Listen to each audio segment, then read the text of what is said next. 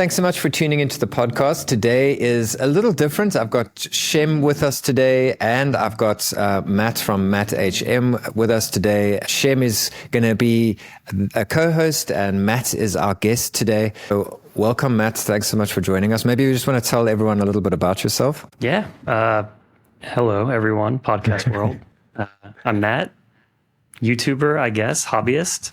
Got about 7 videos, not too many. But, like most other people that come on the podcast, reviewing retro handhelds, retro games, huge retro gaming fan. Yeah, and I guess I would say my focus for my channel is, a lot of cinematic B-roll, trying to make the devices look as beautiful as possible and just, showcase the engineering and design that goes into a lot of these, plastic little handhelds that come out every 2 weeks and I can't keep up with them. And exactly, I have a podcast later today where I have to talk about like 5 handhelds I've never even heard of. So, Google, fast moving world that I'm reviewing stuff from like 9 months ago. So just slowly catching up. It's all good, man. I'm just thinking now, Shay, maybe for like the few users that don't know you, I mean, our channels cross-pollinate quite a bit, but maybe just introduce yourself a bit. Sure. I'm Shem. I run the YouTube channel RetroBreeze. I do a fairly similar thing to Adin, reviewing retro handhelds and other stuff. More recently, getting into DIY stuff. Cross-pollinated a couple times, and happy to be here. Yeah. Okay. So so let's jump straight in there, Matt, because I've got a whole script plan, but the thing that strikes me and probably strikes Shem as well is the fact that by the time we were at your level, you are at about 3,400 subscribers now. We had maybe 100 episodes on our channels. It's nuts. And it's actually, it really is exceptional, in the true sense of the word. And I'm not sure if it's not really a question. It's rather just like a comment, what the hell, dude? Thanks. Yeah. It's really hard to gauge success with YouTube.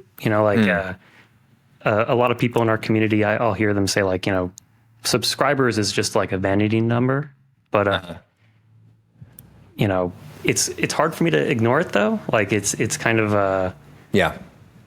a good way to measure, I guess, people's interest, because if they watch a video and subscribe, it means they want to see more of my content. But there are so many people out there, with 500,000, million subscribers. I'm like, 3,000, that's nothing, right? But then I try to remember, put 3,000 people in a room with me and it won't feel like nothing. I mean, it's a pretty crazy number. So I feel super fortunate that I guess the content is resonating with people. Yeah. Or they just think it's pretty, which, that's good enough for me. Yeah, it definitely is pretty, that's for sure. Because also interestingly, Shem had a video on the RGB 30 that did really well. And I mean, Shem, his video, I mean, if you consider that there's 15,000 subscribers, 15,000 views, and it's how many months later from our videos that we made on it. It's nuts. Yeah, absolutely. I mean, with the subscriber thing, I think the thing with subscriber counts is it becomes a vanity number. But I think in the early stages, I still consider myself in the very early beginning stages too. I think it really is a big thing, and I think personally, for me, that's the focus right now, is just, getting that number up to a certain point. And, it's also, where it's YouTube as a platform and everything you get on the YouTube platform is based around, subscribers, or it might not be based around subscribers necessarily, but other stuff, especially when it comes to working with other companies, sponsorships and stuff, that is very, subscribers are a very big part of that. But, something that I think is really, really awesome about your channel is if you look at the view counts on the videos, all of them are higher than your subscriber count. And it's crazy. That is such a good sign of growth. And obviously, there's a clear reason why. If anybody hasn't watched Matt videos, go and watch them. There's a clear reason why they have so many views, and they're so freaking good. But I think it's a good, it's a good indicator. When you have so many views, it's crazy. Sorry, I might have interrupted the flow there a little bit. I just wanted people to see this. Look at that. I mean, these shots are exceptional. And so here's the thing. So Matt, this episode is just going to be me and Shem just saying everything you're doing right. But if you consider it from a like strategy point of view. So when I started this, I mean, what did I do? I didn't do anything really that different. And like, I always say I was copying a retro game core, but when I look back, I wasn't really copying Russ, but like you are from the outset doing something radically different from everyone else. And I mean, everyone, that's what we're all trying to do. We're trying to be ourselves and be unique and do our own thing. And you've done that from the very moment you started. And obviously the cinematics and everything really do play a role. But I think even more than that is the fact that you've just from the outset set yourself apart. Because when I spoke to Bill a couple of weeks ago, he immediately knew who you were. And I'm sure he doesn't know a lot of 3,500 subscriber YouTubers, but he knows you. So that's special. Yeah. I mean, it was cool getting the shout out on that podcast. I was like, oh, I was driving home from work and I was like, well, that's my name. This is crazy. But I'm guessing he probably discovered my channel through Retro Game Core. Russ was super kind to like tweet out my video. Yeah, Russ loves to punt everyone. Yeah, I got a nice boost in views from that. So that was pretty awesome. But it's not quite the beginning of my YouTube journey. I did have a channel before this. Okay. I don't know if you want to go into that quite yet, no, but for sure. Yeah, let's hear about it. Yeah, so in 2021, pandemic times, everyone was probably picking up new hobbies, and some family members of mine started like a cooking YouTube channel. And back then I probably still don't know anything about YouTube, but back then I really knew nothing about YouTube. And I was just like, oh my God, they have 1,000 subscribers. That's crazy. And I just thought, all right, well, I don't have anything else to do. So maybe I'll try it too. So I started a channel, not this channel. And I put out maybe 6 videos, which seems to be my pattern. I get to like 6, 7 videos and then they just stop, but not this time. But it was a mixture of like gaming news, and I wanted to do like retro reviews of like, really old games, and some of the news videos, because like, a demo would come out on the Switch and I would play it and record it like that same day. So like if I was first to market, I'd get, a couple thousand views. I think the best video I had was like 18,000 views. But then I did like one retro review and it got like 200 views, half of which were probably my friends and family. So I was just like kind of devastated, but to be honest, it was just a really bad video. Like I had no idea what I was doing. And so I decided to just take a pause and be like, what are my goals here? What am I doing? Am I enjoying this? In that process, I went through this rabbit hole of like all these, YouTube algorithm explanations and like, oh, here's how to grow on YouTube. And I think all that stuff is probably fine and great. And I'm sure it's like super helpful. But I then got into kind of like the camera YouTube rabbit hole.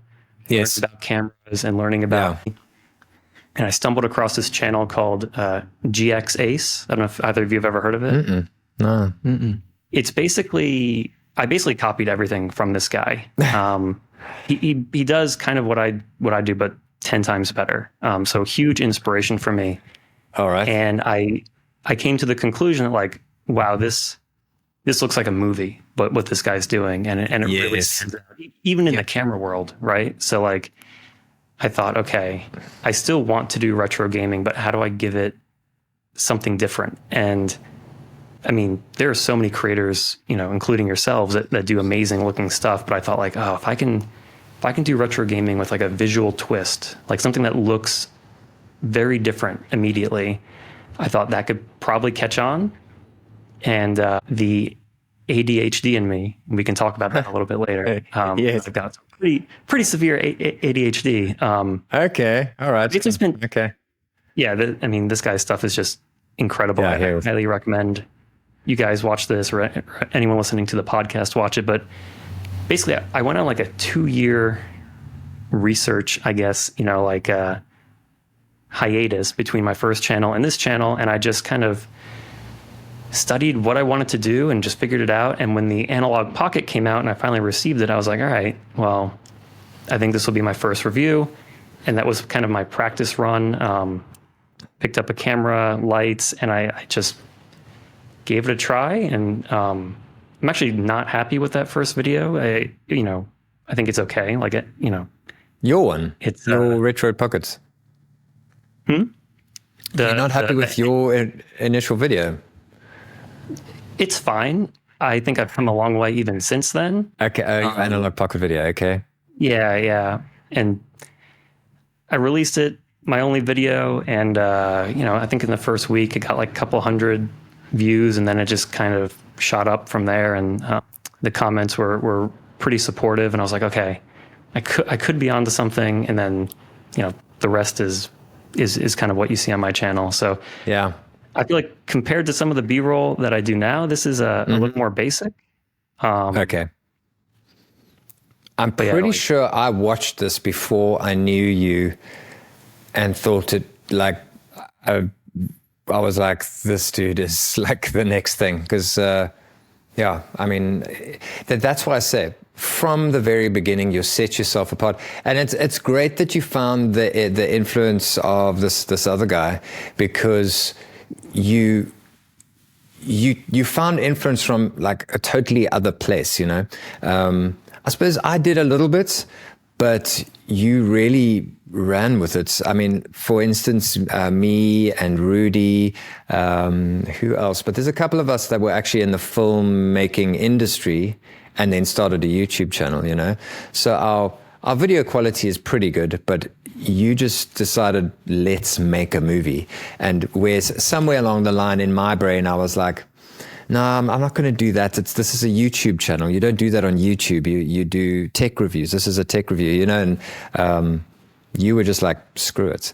And actually, sorry, I'm going to say one more thing here, Matt, because I've been saying this to people lately, using you as reference, is how in the beginning, when I first saw your channel, this is like honesty, I thought this guy's doing it wrong because it's too much time, it's too much work, and it's going to burn him out. But then someone said to me, and it struck me why you're doing well and why your channel is just going to keep growing and keep doing well, is the fact that you're not focused. I mean, obviously you want to get views and you want to get subscribers, but like you said, it's a vanity number, and the subscribers are just coming. I mean, you've got very few videos and your channel is just growing. And so there's this somewhere in the middle where like you do need to play the YouTube game, but at the same time, you need to create stuff that makes you happy and brings you joy. And I think that's where you really are like an example of that. It's really exceptional. Yeah, you mentioned it a little bit in the a previous podcast, and I was actually curious because I heard you say something like, "Oh, I thought he was going about it all the wrong way," and I was like, "Oh, please tell me more," because I could totally be going about it all the wrong way. I have no idea. In that previous episode, you made it sound like, oh, he seems happy and he's having fun, and that's true, but yeah, I stressed out about it so much, like I'm sure all of us do, right? Like I want to grow more, and it's stressful that I don't have a faster output, and that's something I'm trying to work on and not succeeding at quite yet. It's like I mentioned earlier, even before I started the channel, I like to do a lot of thinking. Mm-hmm. And sometimes I'll think myself out of ideas. I'll be like, all right, this seems like a good format for the next video. I'll try this. And then a day later, I'm like, that's a terrible idea. And like, let's not do that. And I'll go through that loop quite a bit, just kind of second guessing myself. But yeah, I think at the early stages, quantity probably matters a bit more, like building up a content library. So when people do find me, they're like, oh, look at all these videos I can watch. Yes. Yeah. But inside I can't, I feel like I can never do less than what I'm doing right now. Like I can't tone it back. Yep. And probably even worse, I always want to do more. Like my fear is that, you know, someone's going to watch 3 or 4 of my videos and be like, oh, they're all kind of the same. And, you know, I think it was Russ who told me like, dude, every time I have this green background and it doesn't make a difference, right? Like it's that green cutting mat. Yes. And I should probably just listen to him. But I like to think that doing something different might, you know, be a quality that my audience likes, you know, that every video has maybe slightly different B-roll or a different theme. So I don't know. I'm trying to find the balance right now. And I do think that you're right. Like, I do take way too long, but you know, learning process, it'll get better eventually. Yeah, well, Shem, I'm sure you can jump in there because he sound like what Matt is saying. Like we all have different styles of how we film and everything, but he sounds like you and I moaning to each other on Discord. Yeah, I mean, I get burned out after I set up my studio light. I'm like, this is too stressful for me before I even hit the record button. But you know, Matt, I think that from my perspective, you know, the way that not really the way I create, but the videos I produce are very much like, I feel like they're very standalone, right? Like whatever you know, yeah, it's all consistent. You know, all my videos look the same and everything, or like actually to a fault now where I'm starting to realize actually I probably need to try something a bit different. But what I found with your videos specifically is that because they have this cinematic quality, it's almost like an episodic show. And so after I finished watching one of your videos, I immediately wanted to go and watch the other. And I think that's like a visual flair. And I think it's like Adin said, you know, there's not really anybody else in our niche doing that right now. And I think that's like a real strength of what you're putting out. You know, I definitely agree that, you know, to an extent, there's an importance on quantity. Again, like kind of in an earlier on stage. But I also feel like with your style of video, you're going to get those rolling views where somebody watches one and then another and then another, which I think if somebody's looking for, I don't know, a review of the RGB 30 and they watch mine, they might be like, okay, cool, that's good. I'll go watch somebody else's review now and somebody else's. But maybe this is just me, but when I watched yours, I was like, okay, I kind of want to see what else this guy's got going on. Like, yes, you know, because it's so appealing. Like the visuals are so appealing. The cinematics are so kind of, how do I describe it? I think really, like it's like cinema, you know, it's really interesting in that way and very different. And, you know, I think again, the rolling views, the, you know, the attention to detail and stuff is really just unmatched right now. And, you know, I wouldn't worry too much about, you know, well, sorry, I'm scrambling my head. I wouldn't worry too much about quantity as long as the quality is the same or better than it is now. Yeah. The hardest thing for me, though, is I absolutely suck at timing, right? So my biggest problem is I'll get a device and then it's like 3 months later and I'm like, guess I should probably make a review of this at some point. And so I would say, you know, as long as you're either doing popular devices, like the Analog Pocket is basically forever, the Miu Mini's forever. RGB 30 is almost certainly forever as well. You know, I think that's something that is going to keep fueling your growth. And then, you know, just try and put in other stuff as you get them. That would be I don't know why I'm giving advice, but that would be it, I guess. I appreciate all advice. And just to kind of touch on what you're speaking to about the, you know, visuals, I've kind of described it to some friends as like visual ASMR. Yeah, for sure. That's always been my goal. Like if people don't even listen to what I'm saying, if they ignore the whole script, they'll at least look at the pretty pictures and be like, oh, wow, this looks nice. So that's kind of been my hook, I guess, is just hit them with the visuals. Maybe the script is okay, but yeah. Well, what I do a lot of listening to YouTube videos, right? So I'll just stick my phone's in my pocket or whatever, and I'm just listening. That's probably the primary way I consume YouTube videos. But, you know, it would be a lot different if you uploaded a video because I'm going to want to actually watch it, you know? So I definitely think you're onto something really good there.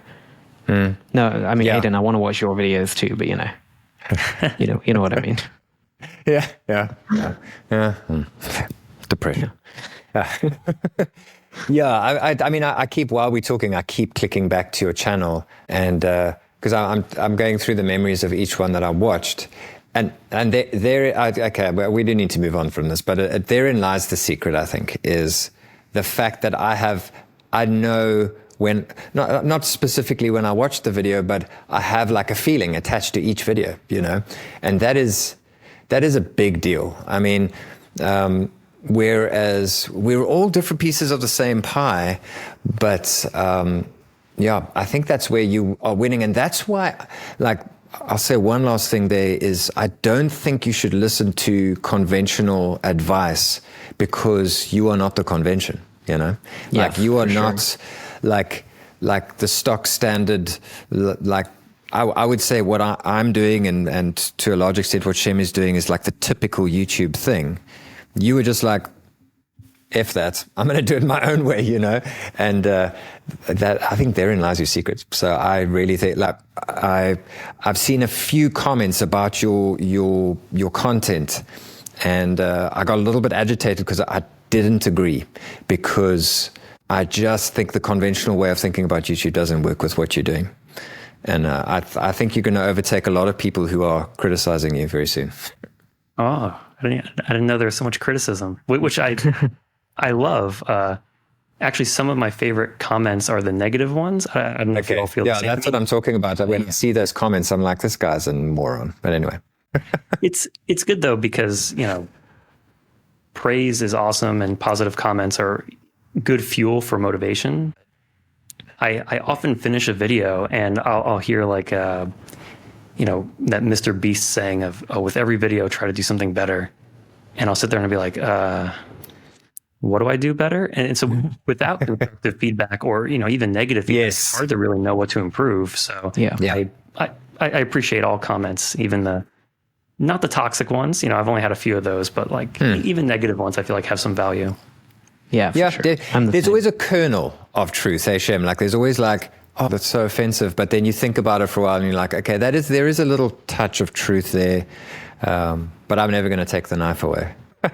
I mean, I got so many comments about my wrists and hands that I just start wearing a long sleeve shirt in every video. What the hell? Like, oh my goodness. It's gonna take me a while to like, fix that physically. Long sleeve shirt. No, dude, screw people. That's where I draw the line, and I just get angry. But anyway. All right. I agree with you, like completely. Sorry, Adin. I was just gonna say, I'm so obsessive about my hands too. I'm so stupid. I cut my hands, I burn my hands, I scratch my hands every day. That must be ridiculous. Yeah, that must be a common trait. Anyway, in my second analog pocket video, the one that glows in the dark, I was changing a lens and sliced my finger open in the middle of filming, and I was like, what do I do? Yeah, I've got to like film my hands. I can't film anymore with a Band-Aid on, but I kind of hit it, so people didn't really notice. But so many of these retro handheld videos that people do, it's close-ups of your hand. So I'm always like, how do my fingernails look? Do I have to trim anything? So it's I'm pretty obsessive about that. Yeah, who was it that commented on that YouTuber group? Just finished an entire day of shooting and my nails were dirty. There was someone, and I was like, oh, I know that feeling. I've done it too. And it's not like, I don't want to stick on the fingernail topic too long, but it's not like my fingernails are disgusting or anything. They're just like half a millimeter too long today. So they gotta go. Gosh, yeah, this topic can get gross really fast. I think, actually, no, I'm just not going to say what I was going to say. Okay, cool. X-rated. You know me, Adin. If it's not appropriate, it's not appropriate. Okay, Matt, what do you do what do you do to make money? Clearly, none of us are making enough money from our channels yet. Not even close. Not even close to breaking even. Yeah. So my day job, I work in the video game industry. Lead environment artist on a game called World of Warcraft. Not sure, some viewers may I've heard of it. Yeah, this fake memory of that game. It's been around for a bit. So yeah, I've been doing that for about 13 years. Crazy. So mostly management now, managing a team of artists, but I think 2 or 3 years ago, I was basically working on the game directly. So I do have a bit of an art background, not a filmmaking background. I actually didn't know anything about cameras prior to working on this channel. But I think that did kind of lend into how quickly I picked up some of, I guess, like the visual quality. I mentioned GX Ace earlier, and something you do in art school a lot, or just training for art in general, is like master studies, right? Like go look at the masters and draw the way through, or basically try to copy them. So I was like, all right, I'm just gonna do master studies of this other YouTube channel, and that's kind of my goal. Yeah, it's hard though, because filmmaking is super technical, right? Like there's all these settings and lenses, and there's a lot more variables. Whereas, if I'm copying like a drawing, I just need a pencil or some graphite charcoal. But if I want to copy the look of a YouTube video, it's like, what lens is that? What camera? What's the color science? What's the lighting? And that's why I went down this multi-year rabbit hole of just like studying all that stuff. But but all that being said, I think the years of doing art definitely helped accelerate that and helped me pick it up a little bit faster. And of course, like composition, lighting, like that's all kind of stuff that I learned in art school and doing my day job. So it's helpful. It's kind of gives me like an unfair advantage. But I've often heard with YouTube is just like lean into what makes you unique, right? And so artistic stuff, visual stuff is kind of my, I guess I would say, not my only skill, but like, hey, I'm trained in this. Like, let's make it a part of the channel. Exactly. Yeah. It's actually, I had a friend who studied arts, and it's funny, when you go to university, you learn specific tools, like specific ways of thinking. And he was the same, like anything visual, because he studied, like, I never realized that if you study painting and you study the great artists and all that kind of thing, you're studying lighting. And I mean, we have a thing in filmmaking, Rembrandt lighting. So it's like the lighting that Rembrandt did in his portraits. So you, out of everyone, you have a better understanding of that than filmmakers, because you studied it in such in-depth detail. And he was the same, like anything visual, he could just nitpick the thing out of it and take it to the next level.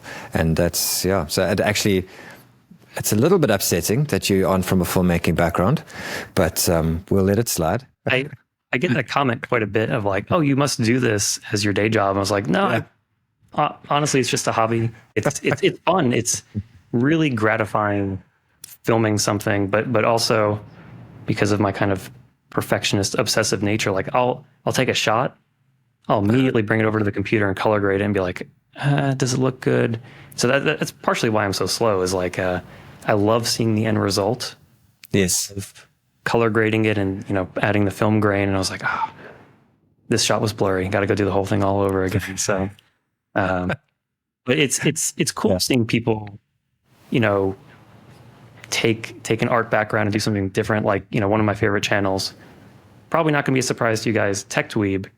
I think, obviously he does like little drawings and doodles and stuff. And I know he did like a little caricature of you, Adin, but like, his creativity shows through his whole channel, like his videos and everything. It's not just drawings. Like I could immediately tell he had like an artistic background from his thumbnails and, just the way he does his shots. Like he has a very distinct style. And I think that's, he's also a pretty big inspiration. His output as well is pretty crazy, but just like his creativity is something I've been looking at more, like how he branches out from just reviews into other types of videos. That's something I eventually want to do as well. Yeah, TechDweeb uses some kind of black magic for his production. Like it's like every 2 days, and I'm like, even if I was doing this full time, I don't even know if I'd get anywhere close to that. It's amazing. No, but he's just to put like a little story in every video. Like it's amazing, right? Yeah. He's someone that like, and you were saying like, oh, Matt seems happy doing what he's doing. TechDweeb seems like genuinely happy loves the whole video making process. And based on what I heard in the podcast, like he stops one, he starts the next one like immediately. Whereas for me, it's more like I don't know, it's like a love and hate relationship. Like I'm so relieved when I finish a video. I need to go on like a 2-month de-stressing period. Yeah. It's so, I don't know, I guess kind of creatively demanding for me that, you know, I love it, but it also makes me just super exhausted. Yeah, it's interesting because we're all battling a similar beast, like the creativity, like attention deficits. Shem, we've never really spoken about that, but I don't think you struggle with that much, or do you? No, Not really. I struggle more on like a no, I wouldn't label it anything. I just you know, I struggle with whatever is, I don't know, whatever's burning my hand at that one moment, or falling on the ground or whatever. But other than that, you know, I definitely think there's a decompression for me. So, you know, I release a video and I need to just wait for like a day or two. And yeah, because what I find is that if I don't, the next video is rushed no matter what. And so it's really a balancing act of balancing my my, you know, a mixture of, you know, energy, motivation. Obligation is another big one, you know, and I think I've said this to you before, Adin, like as soon as that ticker of like, you know, that video has been live for 7 days, if it hits that moment, I'm like in panic mode. Like I need to get another one done. I'm there right now. Yeah. I feel that. To use TechDweeb as a barometer again, because he obviously in that episode shared that he has ADHD. Matt, I don't know if, because you mentioned now that you also, I don't know if you've been diagnosed or what have you, but what's interesting about him is that if he's struggling with the same thing I'm struggling with, like so I try to nitpick what he's doing differently, and the only thing that I can pick up with him, knowing him personally as well, is he's got very clear boundaries. So if something is wasting his time, or it's not worth his time, or he just, you know, it's just something out of his wheelhouse, he will just say no. And I've always struggled with saying no. And I think that's one of the keys to how productive he is, because he has no shame in just going, nope, that's not for me, and moving straight ahead, you know. And that definitely helps with your forward momentum, whether you've got ADHD or not. I think it's just a very good key to life. Yeah, if I recall, I think I have a pretty similar story to you, where like I was diagnosed as an adult, only a couple years ago for myself, and it was kind of a revelation, I guess. When I was younger, I kind of foolishly, I guess, viewed ADHD as an excuse. And I actually had a friend who got diagnosed, and I was like, really? And he explained it to me in a way that kind of opened my eyes to, you know, how it affects people differently. I think a lot of people think of it as like, oh, you simply can't focus. And that's one component. And I know this isn't like the ADHD podcast, although maybe you should start one of those. But there's like many components that when I laid them all out, I was like, oh my God, these actually apply to me in a lot of different ways. You know, emotion regulation is one of them. Like when I was younger, I'd get like extreme emotions. You know, obviously the ability to focus, my working memory. Like if I don't write things down, I forget things a lot. And just the ability to do things without immediate consequence. That's like the hardest thing for me. Like I'll procrastinate unless I have to do something. I just simply won't do it. And when all this was described to me, I was like, I need to get tested. So I found like one of the top doctors, I guess, in my state here in America. And I was like, do all the tests, run all of them. and it turns out I actually have like extremely bad ADHD according to these tests that I took. Yes. And even a lot of, I guess, comorbidities like anxiety. I have a, you know, always live with a ton of anxiety. You know, I guess everyone has like depressive moments, but you know, like as soon as I got treated for ADHD, so much of that went away. And I was like so surprised how less anxious I felt. Okay.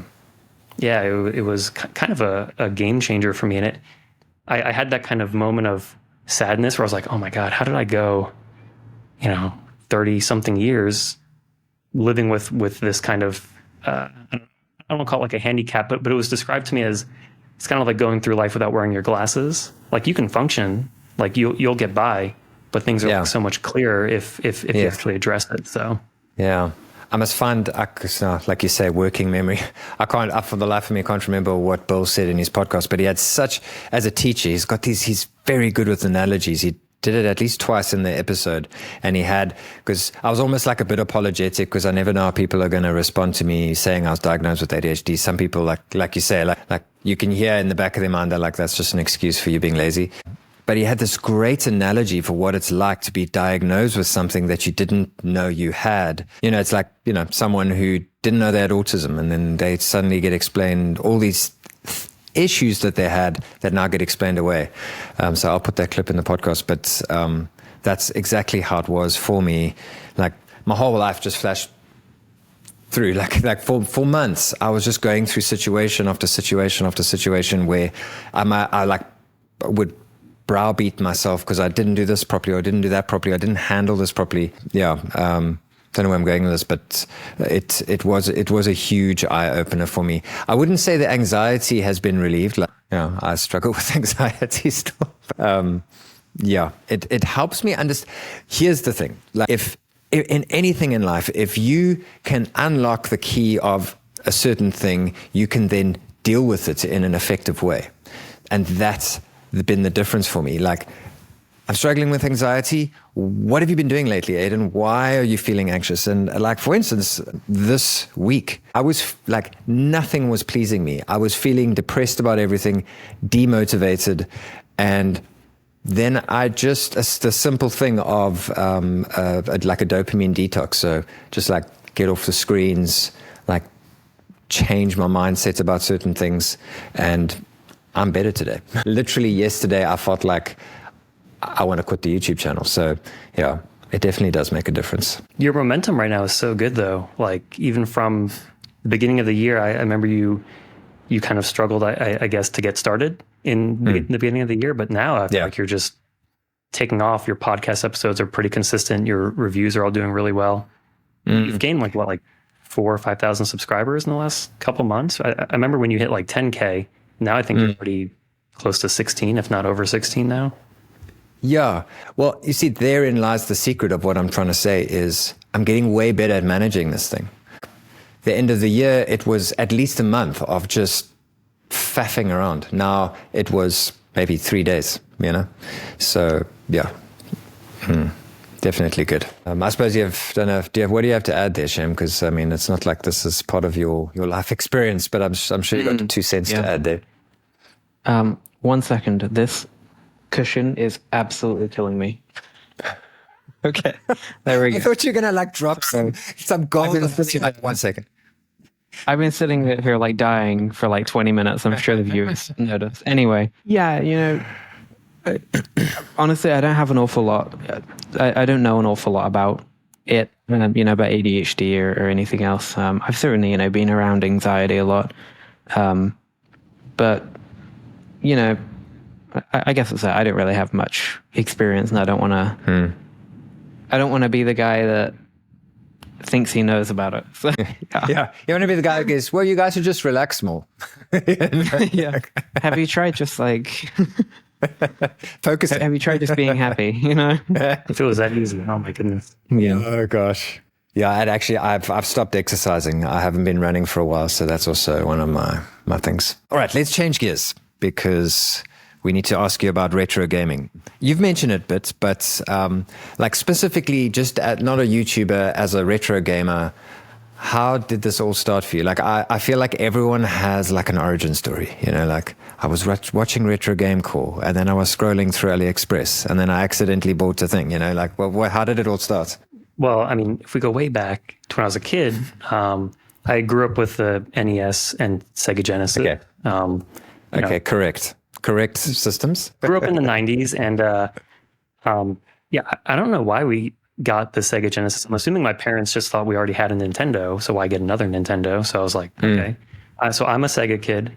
I know that's kind of like a clip from there, like PS1. I've always had a Game Boy Advance, and so my childhood, all the way through high school, was a lot of gaming.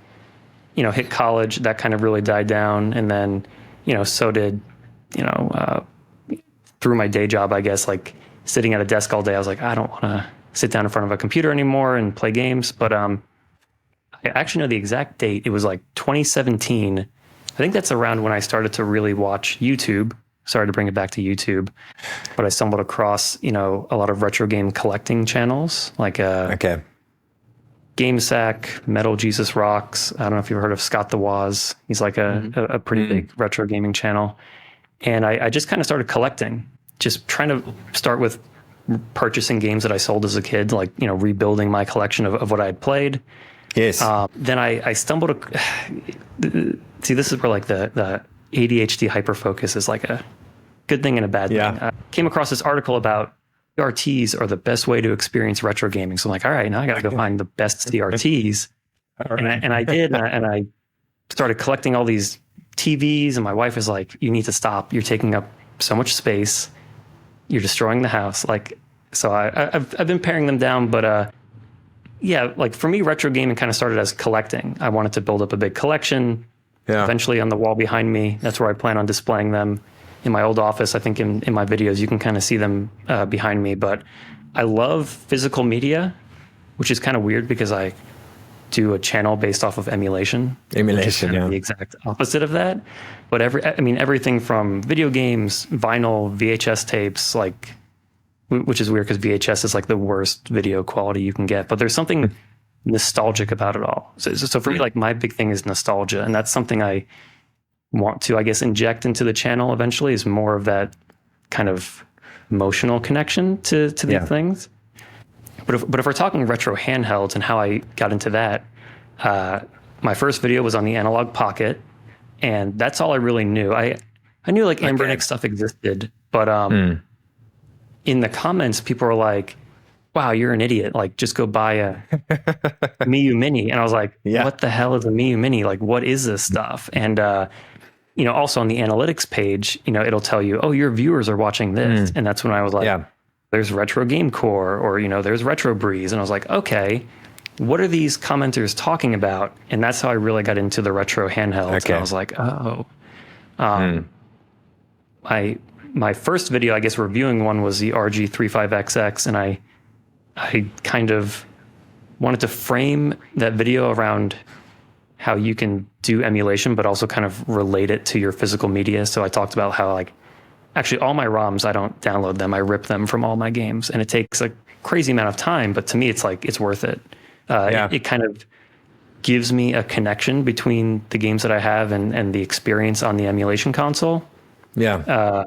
Because I don't know if you've ever experienced this, but if I just download every single game, I'll play them for like 30 seconds. From one game, I'll struggle a little bit, and I'll quit, and I'll just try another game, and then eventually I don't really play anything. So I've always kind of liked the creators. I think TechDweeb, I think even Russ has said this before, like curating games for the console. Don't install everything. Like, maybe only install the games that you own first, or maybe games that you want to try if you're looking to buy them. So that's kind of how I got all into this retro handheld scene.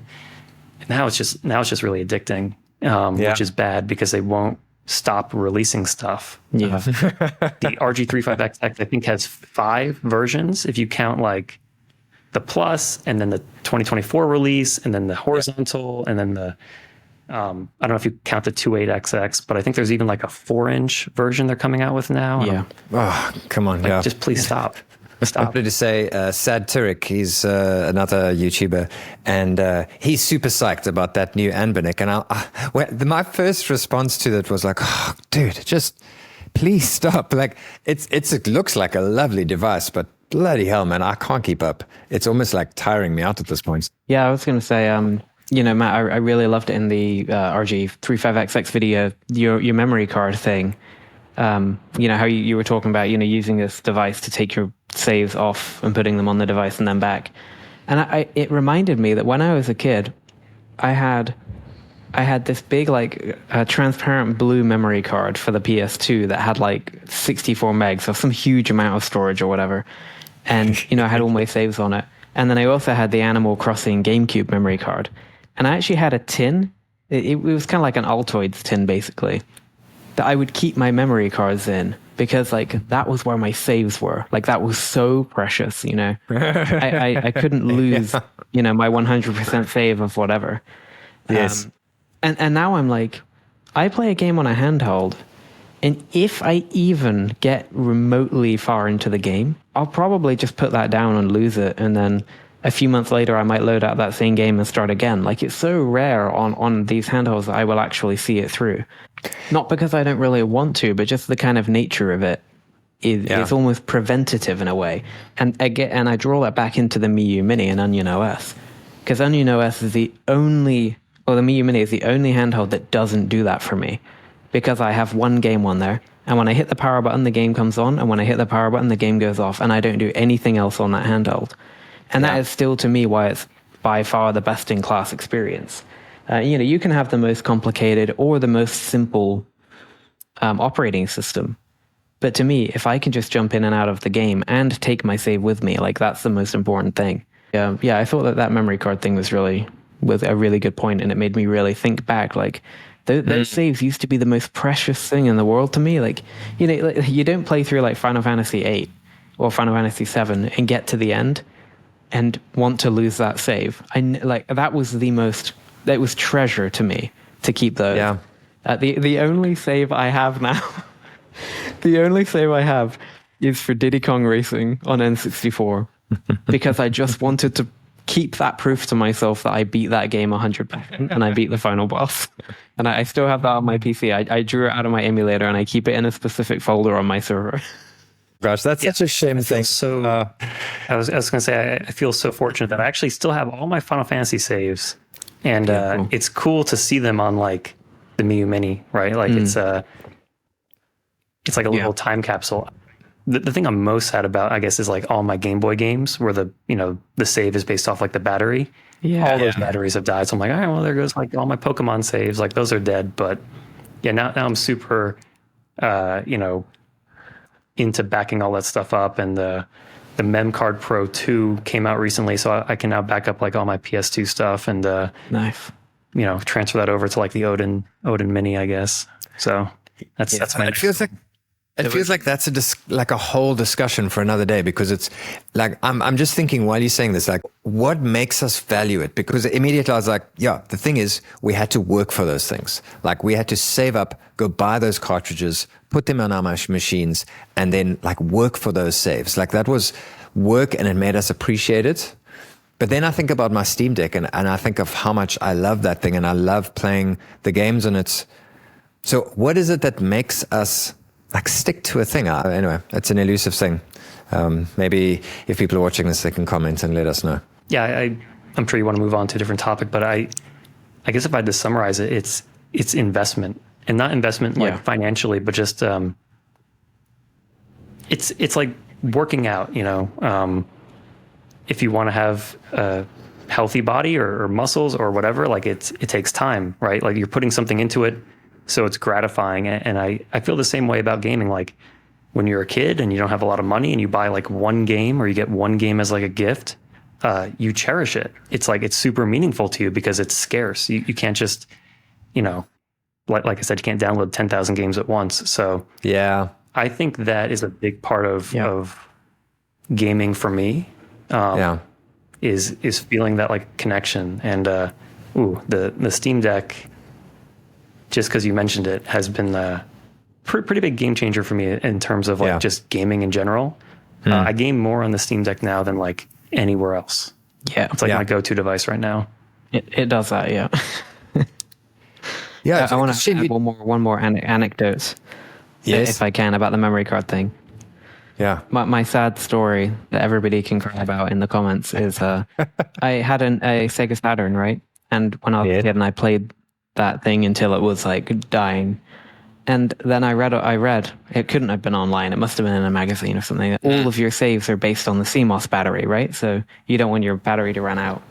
And I was like, okay, I got to change the battery then. So I opened it up, took the battery out, put the new one. Of course, taking out the battery, you lost everything. It erases all your saves immediately. Dude. And I remember that was like the day that I stopped playing my Saturn. I had like Sega Rally, like 100%. I had everything in Christmas nights. I had all the records in Sonic Jam, like all these games. Yeah, you see that's where digital becomes great, because you think of that. Like, I mean, you couldn't save on the Famicom. Hey, I mean, I'm thinking of how much I played Darkwing Duck, and I played it through at least 4 or 5 times, but I had to leave that thing on to, like now, like I'm playing through Darkwing Duck again on a device, and like.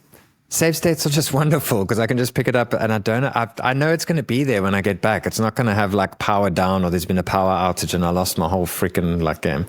So that is where digital is quite cool. All right. Yeah, this is on topic because I think everyone knows mine. Do I know Shem's? But anyway, what's your go-to retro game? Like I think on Retro Handhelds, they might even ask you this, your desert island game. What game would you take? Boy. That's a good question. My favorite retro game is Rocket Knight Adventures for the Sega Genesis. Rocket Knight Adventures, okay, cool. In my opinion, best pixel art of like the 16-bit generation. Just almost everything Konami was doing around that time was kind of incredible. Castlevania Bloodlines, Contra Hardcore, like all those Genesis games from Konami were pretty outstanding.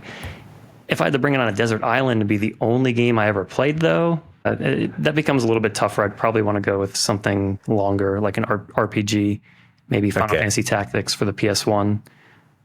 Sorry, I gave you 2 answers, but yes, yeah. No, I hear you. Okay, cool. Yeah, I mean, you definitely answered the question. I just wanted to share because I had this argument. When did we? I think it was with the episode with Kim, because me and Kim like went on a rant on the episode of how Sega Genesis was the best pixel, and then Aish was like, "No, you guys are wrong. Sega Genesis was not the best pixel art," and he went on a whole thing analyzing SNES versus Sega Genesis and how it was better, and then TechTweak stepped in and was like, "Listen, guys, you need to understand." And he went he wrote a whole thing on it.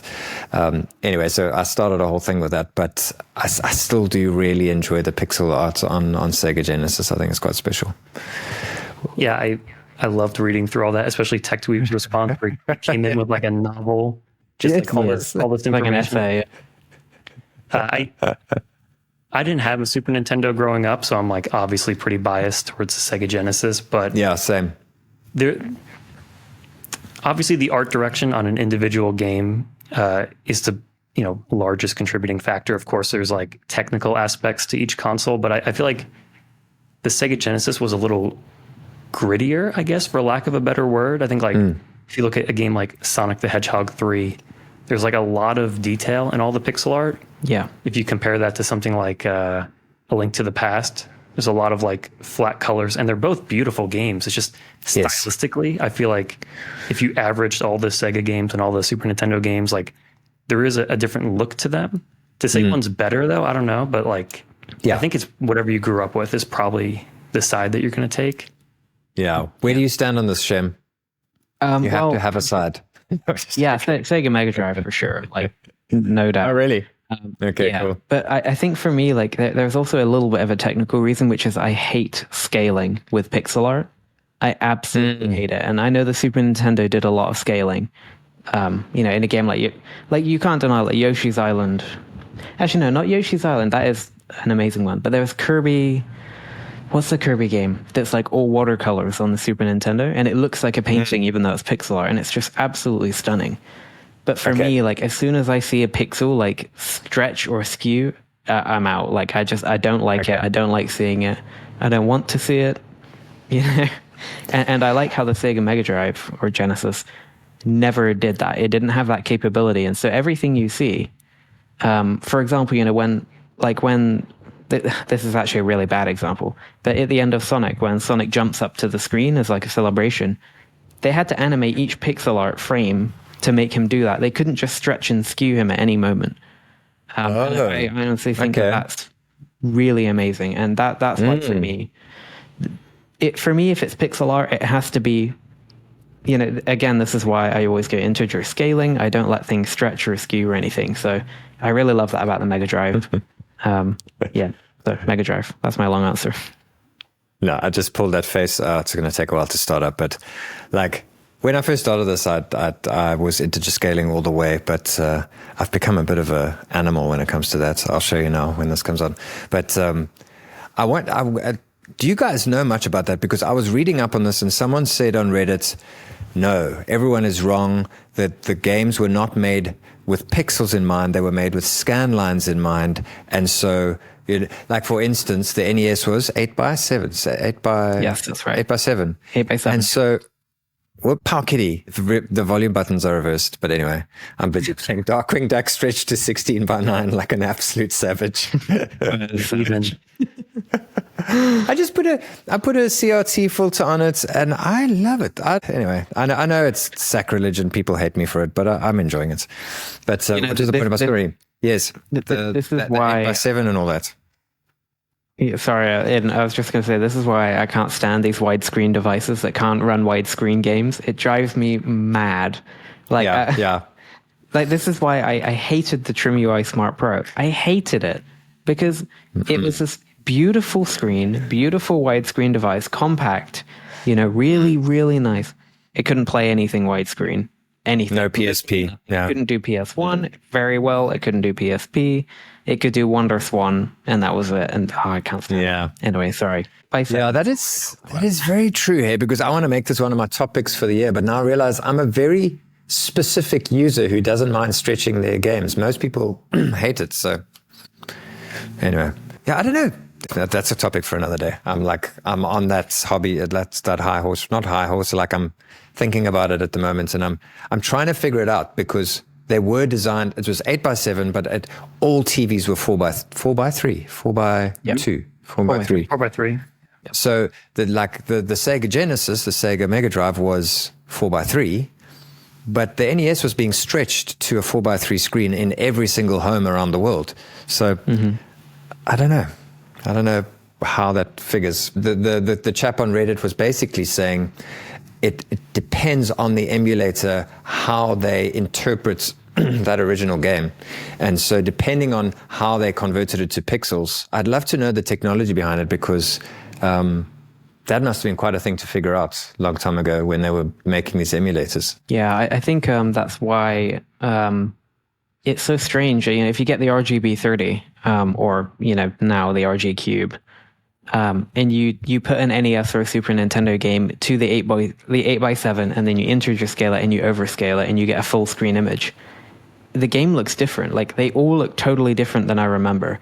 Like, I know DuckTales like the back of my hand, but playing it on that device, it's very, very different. And I think that's the reason why, even though it's correct, it's not the authentic experience. And I think that's pretty fascinating, actually. Yeah, that is interesting. Sega Rally is actually another one. Sega Rally, I believe, on Saturn, is widescreen by default. So if you put it on a 4x3 device, you get letterboxing. It's very, very strange. Interesting. Okay. Yeah. So there definitely is I feel like I want to write like an article and do some research, because I feel like there's quite a lot to that. Anyway, we digress. Sorry about that. Okay. So Matt, you don't. How many devices do you have currently? Like, do you have a lot there in the studio? I do. Not as much as someone like Russ from Retro Game Core or Retro Handhelds. I still buy all my devices, but my biggest problem is that I try to buy like multiple colors of every device for the B-roll. So I probably have I don't know, every color Miu Mini, and then they came out with like more versions of the Miu Mini with more colors, and I think I have every RG35XX. So it's it's a constantly growing collection. Off the top of my head, I have no idea. I think next to me, I don't know if you'll be able to see this. I'm sorry, I've been rigging up this contraption to film cool. The SP. Yeah. I want to get like a handheld shot so the camera goes here. But it's definitely in the more than 10, more than 15, probably more than 20. I don't know what to do with them. Like I could display them all. Maybe sell them or give them away to friends. But it's it's unsustainable right now. Yeah, well, I'm running out of room to store all of them. Yeah, the extra ones, yes, but you will regret. Like, so in the beginning, I sold my V90. I sold a device over the holidays that I should have. Like, any device you actually need to keep, because you need devices to go back to and reference and cross-reference and all that. And so add just a little YouTube tip. Don't get rid of all your RGB 30s, because you will regret it. I'll always keep it, at least one. Like you said, if you want to reference back to it, or if I need to capture more B-roll. I probably have more Miu Minis than anyone ever needs in a lifetime. That I can respect. It is fun. One thing I got into recently, and it was in one of my videos, was like customizing the buttons, getting custom buttons. Like that's pretty addicting.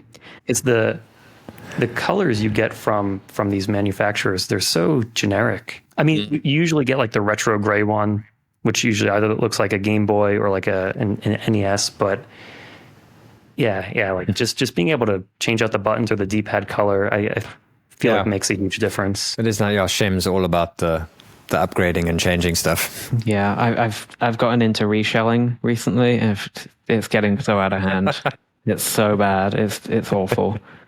But yeah, the thing, maybe you guys agree. The color schemes from like retro handheld makers, the retro ones always feel like a slightly wrong memory of what the color was. Yeah, I'm just looking and thinking. Yeah, like it's never quite right, and I find that really weird. It's why I never get like the DMG color handhelds, because it just, first of all, this isn't that, and it's slightly off somehow. I don't know. That's how I feel about it.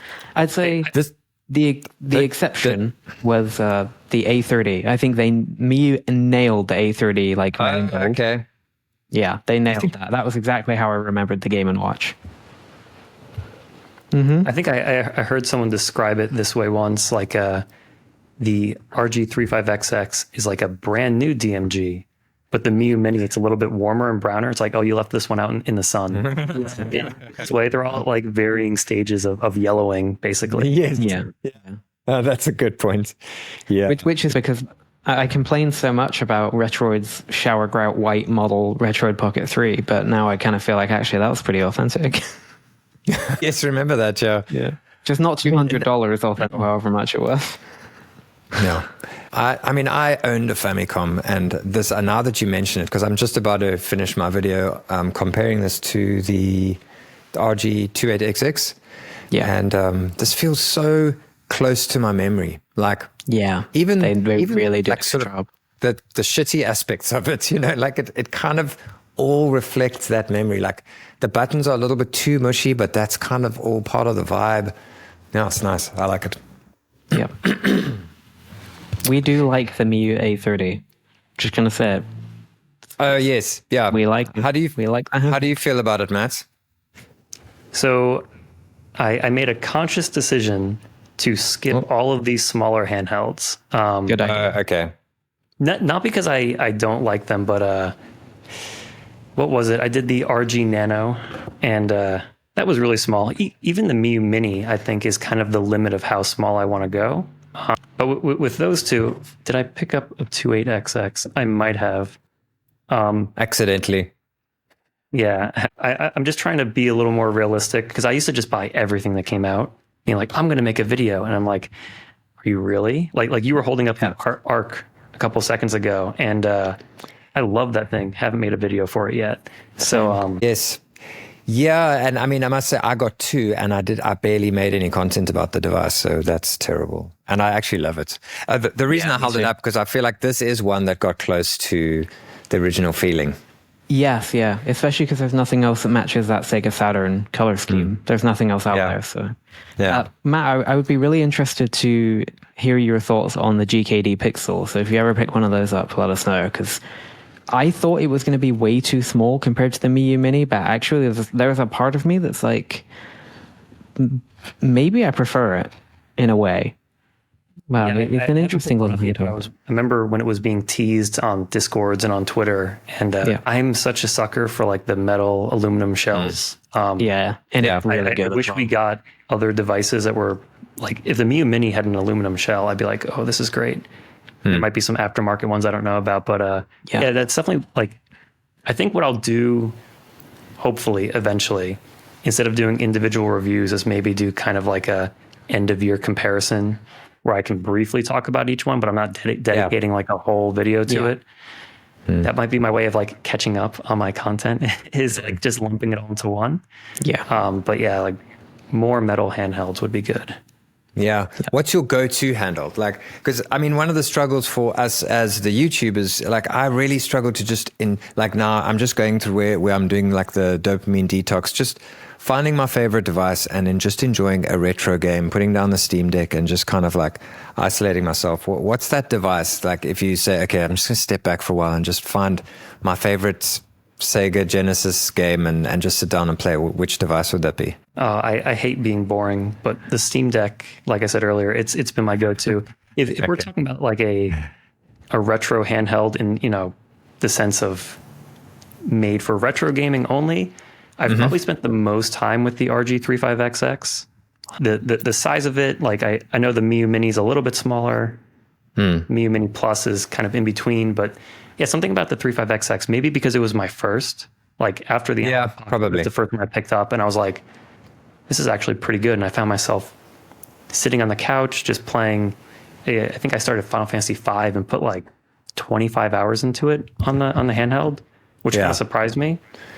But one thing I like about all of these handhelds is that they get me to play more games, because that's actually something that in the last couple of years I don't really do that much, because like I said, I don't want to sit in front of a TV or a computer. But if I'm on the couch with my wife and we're putting on some garbage TV show, I'm like, oh, look at this right here, the Miu Mini. Like I could play play a little bit of NES. So yeah, Steam Deck for probably most of my gaming is done on there. But if I want to do like a retro game, it's usually on the 35XX. Okay, cool. Might switch to the SP though, I don't know, because it's like, I like the clamshell. That's pretty cool.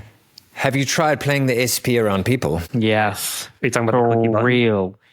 Oh, I couldn't have asked a better question than that. What the actual F, dude? Like, I gotta say, Matt, so sorry, you can rant, Shem, go for it. People hated me for my TrimUI Smart Pro review. Just wait for my SP review. I cannot stand this device. I absolutely hate it. Yeah, it's interesting because, Matt, I feel the same way as you when I saw this and I've been holding it and playing it in the studio, so not around people, and I'm like, this is the thing. Like it's beautiful. Like I even like the paint actually makes it feel a bit cheaper, the silver paint. So I'm a bit disappointed in that, but I'm even excited about it wearing and looking old. Like all of that, I'm there for that. But as I sat down this weekend and I sat next to my wife on the couch and she was like, what the hell are you doing? Yeah, I've never taken it out of the office, out of my studio here. So that'll be a good test. Because at first I was reading all the commentary on the clickiness. Like I think H did a mod to reduce the clickiness, and I think even Russ has talked about it. And I was like, could it really be that bad? And like the feeling of the clickiness doesn't bother me, but I never thought about, if you're playing for an hour next to your significant other, are they just going to lose their mind over it? Like, apparently. Yeah. Because realistically, a lot of us, like, you know, in bed, play a few games. Like, I cannot play that with my wife sleeping next to me. There's just no way. Like, for me as well, it's the stiffness. Like, this seems to be like so subjective. Like everybody feels different, but I just can't get on with it. I play for like 5 minutes and my thumb is aching from the D-pad. You mentioned that, yes. Yeah. And you know, I mean, like, but the thing is, I also had an issue with the 35XX because that bottom left corner juts into my palm. It's just the way I hold it. And so I never got on with it at all, which is why I love the Miu Mini Plus a lot more. But then the SP, like, I love everything about it except playing on it. And I hate the creaky battery door, which nobody else seems to be bothered by, but whatever. Yeah, I don't know about that. I didn't know. I felt it creak, but Shem, and your bed. There was something you were ranting about on Twitter. I wanted to mention, but now I've forgotten it.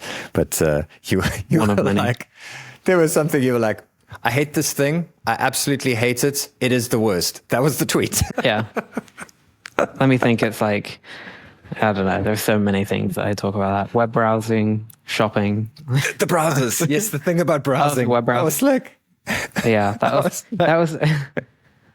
What was I doing? I was reading a recipe and I had like 3 pop-ups and an ad between the ingredients and the method. I was like, "What the hell is this?" Like it's just ridiculous. Web browsing, it's dead. Web browsing's dead. web browsing is dead.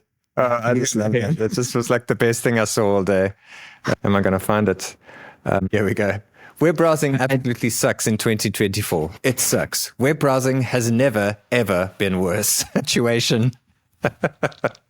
Food recipes truly are the worst, though. You're right. Like, Yes. Yeah. you have a picture, and then you have the person's entire life story with a bunch of ads. That's And then they'll tell you SEO. how to make it step by step with pictures, but not in a way that you can actually use it.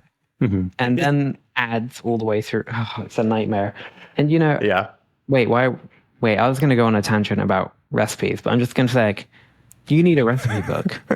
Like, recipe books are essential if you want to cook like seriously these days. Not Yeah, like Russ will professionally, be but it's happy. like cook meals. Yeah, for sure. Yeah. I still need to get. Do you know and I feel like it's kind of a weird obsessive thing if I buy it. if you buy Russ's recipe books? Yeah. Uh,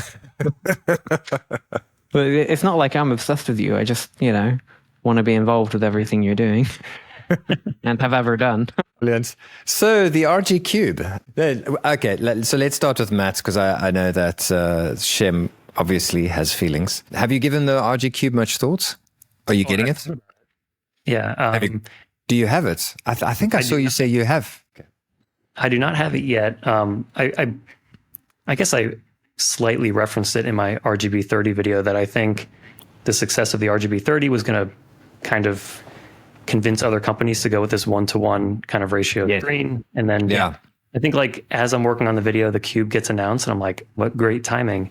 I didn't actually include a picture of it in the video, but I kind of mentioned like, oh, copycats are coming. I think it's great. I think one thing that I appreciate about this weird industry that we're all in is how people kind of copy each other and they try to make it better. Yes. So if people are creating more 1-to-1 handheld devices, 1-to-1 screen ratio, I think it's just good for us. The only thing that kind of gives me hesitation is it's Android based, right? Is that correct? That's correct. Yes. Which Shem loves. He's a huge fan. See, I'm the opposite. Maybe I'm alone in this. I hate Android. No, I'm kidding. Shem is a Linux all the way kind of a guy. Okay, yeah. Sorry, I'm speaking for you, Shem, but No, it's all good. I'm just letting it go. I remember my biggest disappointment. Sorry, I'm going to go on a tangent here. I picked up a retro Pixel Pocket. Have you ever heard of that? It was made by Funny Playing. They released it and then they like removed it because it was so bad. They stopped. Oh my god, I remember that. That's the one where the buttons get stuck in the case, right? Yeah, and I loved it because it was like a Game Boy Pocket form factor, like exactly like the shell was a ripoff of the Game Boy Pocket, and Game Boy Pocket's like my favorite Game Boy. And I turn it on and it's Android. I'm like, what the heck? Like nothing was set up. Like I had to download emulators, and for me, something like Onion OS, Garlic OS, I want to turn on the device and it feels like I'm playing a console. I don't want to feel like I'm playing on a cell phone. Anyways, all that being said, I'm trying to get more into like the Odin 2, and I did order an Odin 2 Mini, so I'm not completely against Android. I just have to make sure I put in the effort to set it up. So it would be the same for the Cube. Like if I can get Emulation Station on there or EmuDeck or whatever, I think it'll be fine. But I don't know. I'm really into plug and play, very low barrier to entry type of stuff. And one more thing about the Cube is for the longest time, I thought it was going to be aluminum. Some of the paints actually look like metal, but the pink one really does. Yeah. How do you feel about it, Jim? So, okay, first of all, when I tweet something in the morning, you should just ignore it, okay? And I got the Cube. I had it for about 5 minutes, and I tweeted that it sucks. So okay. I need to be better and not do that, okay? That said, the thing is, it's terrible. Yeah, I've had thoughts about it for a long time, right? And yeah, Mode. The one thing is it's Android and it can play N-Gage. To me, that's a massive deal. I haven't quite finished like getting it going yet. I haven't mapped the controls, but like you can't do this on like an RGB 30, right? You just can't do it. So I think there are benefits to Android, and you know, a lot of people won't play N-Gage games. Well, 2 people will, me and Rob, Retro Tech Dad, that's it. Yes. But you know, for that use case, I think this would be pretty great. But my problem is like I played God of War 2 on here, and it runs on PS2, and it runs very close to full speed. And my thought was just like, why? Like, it's so stupid.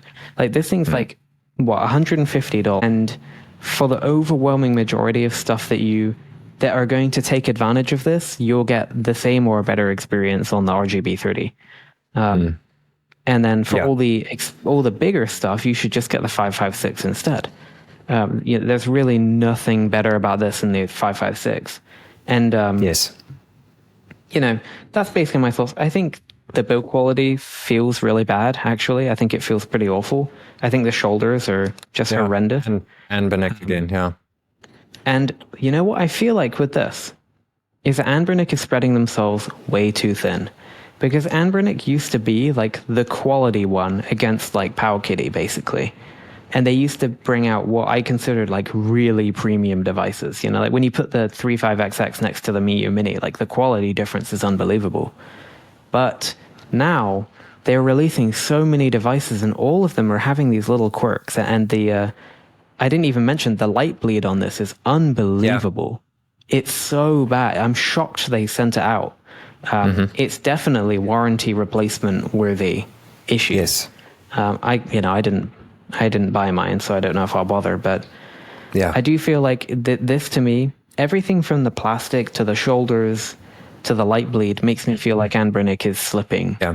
You know, we can kind of joke and laugh about them. You know, we're just releasing a ton of devices. And I said on Twitter the other day, you know, I don't think it's a bad idea that they are releasing 1 million devices with the same hardware configuration in different form factors. I actually like that to an extent, as long as it's sustainable, but it doesn't feel like it is to me. I need to play the Cube more, but I personally would never in a million years buy this over the RGB 30, because the overwhelming majority of games that are going to take advantage of this will be fine on the RGB 30, and it's like a quarter of the price or a third of the price. So exactly. I think, was it in a video or somewhere where I said, we're heading into a stage now in our retro gaming, because like you said, we had Anbernic and PowerKitty. Neither of them were like amazing Apple quality, but like PowerKitty was the best. I mean, Anbernic was the best, but we're heading into an arena of premium devices now. Like I'm about to get my, well, I don't know, they haven't shipped it yet, but the Adin 2 Mini, like devices like that are just beautifully made and do a lot of things. My thing with the Cube was it was going to be a premium device. Like we're getting to this arena where people pay extra money to get a device that does things a bit better and is premium. So even though it costs quite a lot more, it's this beautiful device and it's like exceptionally made, but it isn't.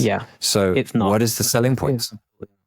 It's strange. It's a strange little thing. I need to spend more time with it before I judge it really harshly, but my first impressions were just not very good. And this is somebody who adored the RGB 30. Like, I think if I really came down to it, that's my favorite handheld of all time. So that's a good one. It's pretty crazy that you can make a better one, and I don't like it. It's something I asked, you know, in the chat of one of the Retro Handheld podcasts. I asked the group a question like, did they feel like we're at the point of diminishing returns when it comes to like retro handhelds? Because everything can run Sega Genesis, Nintendo, even PlayStation 1. It's pretty much solved at this point. And I think, Adin, you're right in that the future is going to be premium devices, or these companies are going to eventually have to start paying attention to like the little details. Yes. Like the fit, the comfort, the build quality. I think this is where they're going to stand apart in the future. Or clicky buttons like, you know, I hate to go back to the Steamdeck, but when I pick that thing up, it feels great in the hands. Adin 2 feels great. The Analog Pocket feels good. A lot of these devices, it's great that they can come in at this price point because I think it makes it, you know, widely available for people. The fact that we can play, you know, everything up to PS1, even Dreamcast in some cases for like $50, $60, $70 is crazy. I remember 10 or plus years ago, I was looking at guides on how to put a Raspberry Pi inside of a Game Boy shell. Like that was emulation, was just everyone used the Raspberry Pi. And now we've got companies that are releasing these, you know, at sub $50 price points. That's pretty crazy. Yeah, to hear that the Cube is, you know, a disappointment is, well, I mean, it's disappointing. But yeah, Shen, you definitely did not sell me on it. So I guess I won't be picking one up. Ambernick, if you want to sell me one, that's cool. But yeah, probably not going to be dropping $150 on it. Yeah, that's the thing. Yeah, and then their shipping's quite expensive. Yeah, and I don't know. I don't really know what Anbernic are going for. You know, I think it is probably just market saturation. Now, the thing is, the Cube and the 556 aren't included in this because they're very different. But you know, with the RG line, like the RG35XX, the 28XX, all the what's it called, the H700 chip. H700, yeah. You know, they got a really good chip that conquered retro gaming. They conquered it. You know, of course, not Dreamcast, but everything below that is completely perfect. And so I think it's a good idea to focus in on that and make a bunch of different handhelds, you know, a handheld for everyone that's the same as all the others, especially if there's hardware and software parity. But at the same time, if now your premium offering is like the Cube, I'm like, well, what are you exactly trying to do here? Where are you going? Yeah. Yeah. And also, you know, what is the next frontier? Because just a couple of years ago, you know, the next frontier was like really good Saturn and Dreamcast on a cheaper device. And now that's basically done. You know, then of course the next big one is GameCube and PS2, but I still think we're a year or so off from conquering that. And that will be premium for a long time. And there's no development for PS2 right now. So it's really weird to think about where we're going and where they go next. I really can't fathom it myself. I think maybe there'll be some really weird experimental things. Like that's a handheld with like the rotating screen and stuff. That's all weird stuff. But outside of that, I think actually the RGB 30 was one of those for sure. That was definitely the first like major innovation in a really long time. But outside of that, I mean, I'm just kind of like, what are you going to do? Like, especially Anbernic, like, what on earth are you going to have to offer? It's weird. Like, you're going to be able to offer everything and therefore nothing. It's a really strange situation.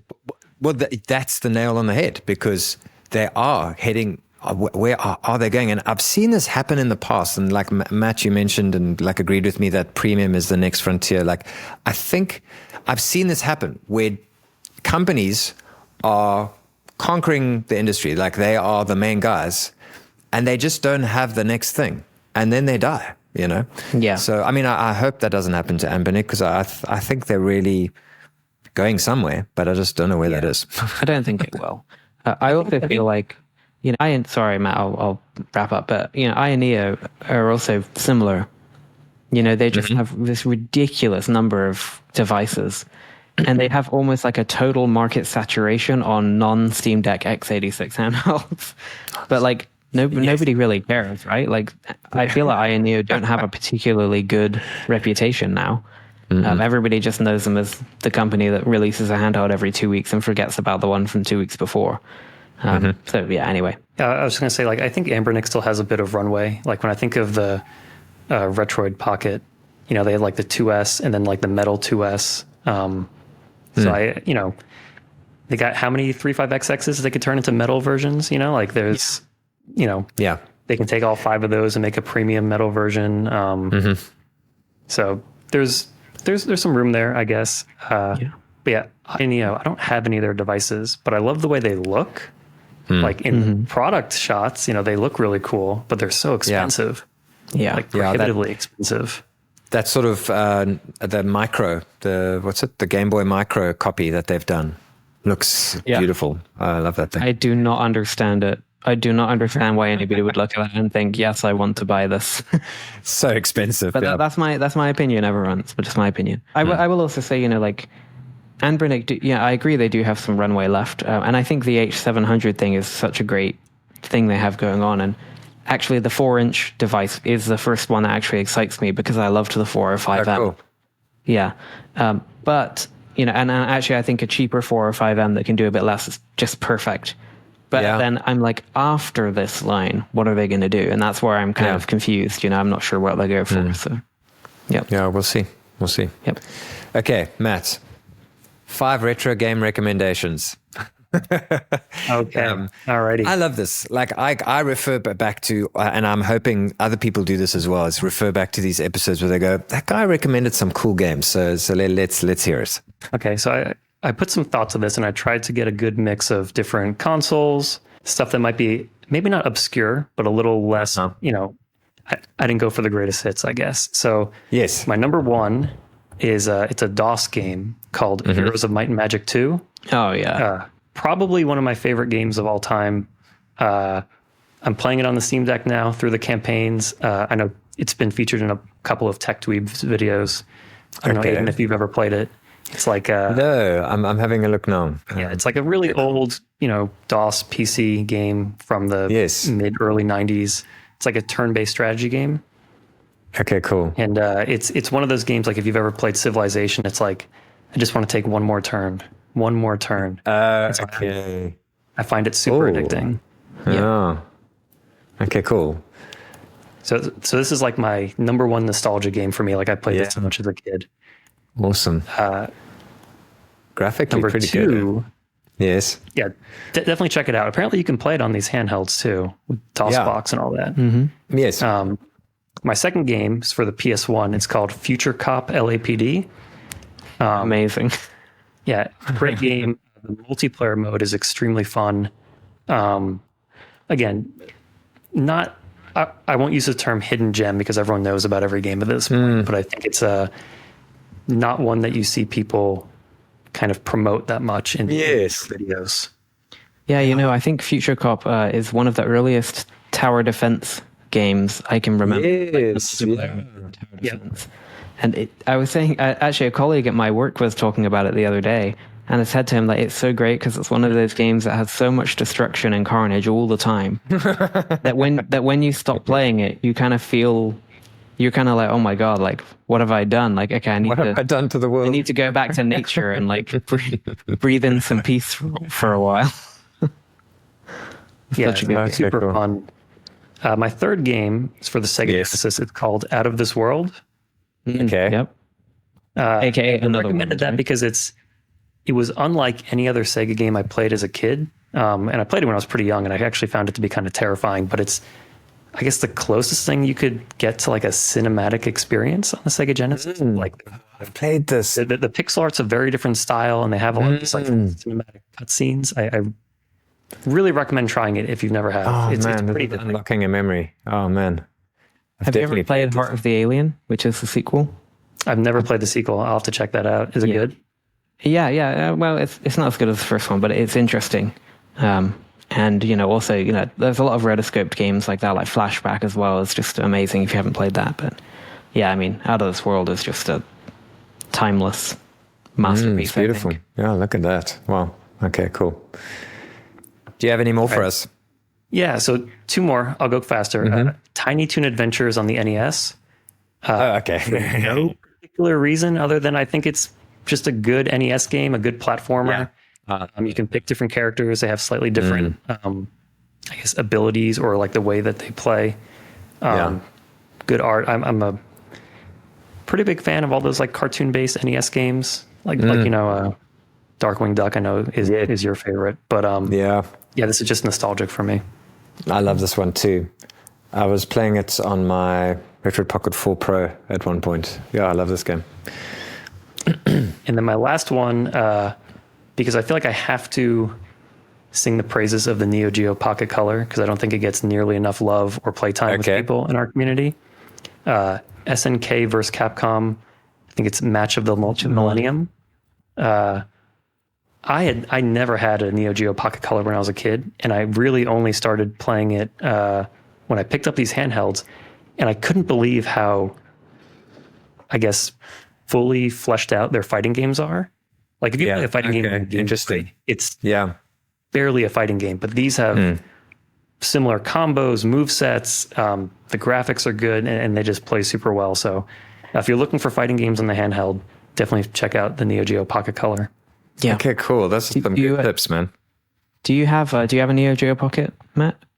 I don't. Okay. If you can, I recommend trying to grab one because the games are a totally different experience with the clicky stick that it has. It's unbelievable. It's so good. Yeah, I'll have to pick one up. Yeah. I want to do a trip next year if I can. Just anywhere where there's games to buy, all tech and stuff, because it's hard to find all that stuff. Yeah. Cool. Matt, thanks so much for being on the show. This has been cool. I love I don't know how you guys feel, but I love the dynamic of having the three of us, and I don't know, we'll see how it goes in the future. But thanks so much for being on the show, man. Yeah. Thanks for inviting me. I really appreciate it. And yeah, it was fun. I like the format, getting the different perspectives. Apologies if I ever got too rambly, but my content is usually pretty curated, so doing stuff live like this is a little different for me. Cool. Thanks so much. Thanks, Jim. Thanks for joining me as my I don't know what, co-pilot. Yes, absolutely. Yeah, it was fun. Super cool. And a great guest as well. So bonus. Thank you. Cool. Thanks, Matt. Cheers. Bye-bye.